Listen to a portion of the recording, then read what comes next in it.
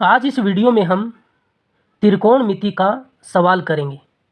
यदि tan theta बराबर 1/√3 हो तो साइन थीटा और सेक थीटा का मान ज्ञात कीजिए। त्रिकोणमितीय अनुपात जो हम निकालते हैं वो समकोण त्रिभुज में निकालते हैं।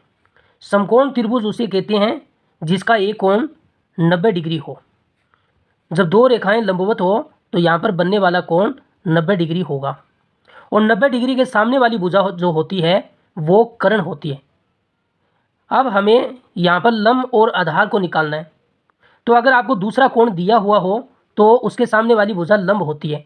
यहाँ पर हमें दूसरा कोण नहीं दिया है तो हम इसको भी कोण थीटा मान सकते हैं, तो ये भुजा लंब हो जाएगी।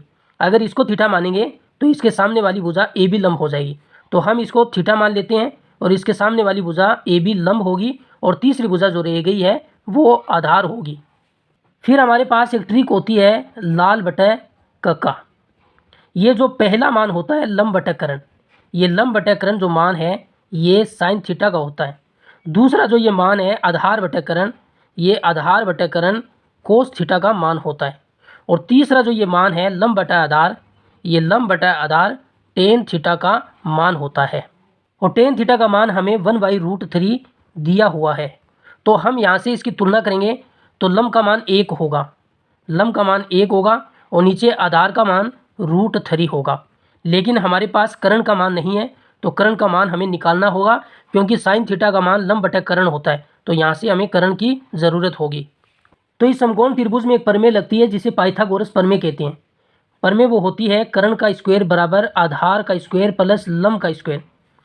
कर्ण स्क्वायर बराबर आधार का मान दिए √3, तो √3 का स्क्वायर प्लस लंब का मान 1, तो 1 का स्क्वायर। तो कर्ण का स्क्वायर बराबर √3 का स्क्वायर करेंगे 3 आएगा, प्लस 1 का स्क्वायर करेंगे 1 आएगा। तो कर्ण स्क्वायर का मान 4 आ गया। हमें कर्ण का मान निकालना है। ये वर्ग हटेगा तो इस पर वर्गमूल लग जाएगा और 4 का वर्गमूल का मान होता है 2, तो कर्ण का मान यहाँ से 2 आएगा।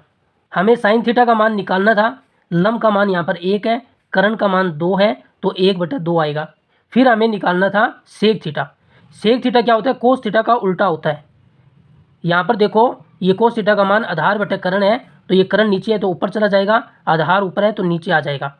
तो कर्ण बटा आधार सेक थीटा का मान होगा। कर्ण का मान 2 है, आधार का मान √3, 2/√3 इसका मान आएगा।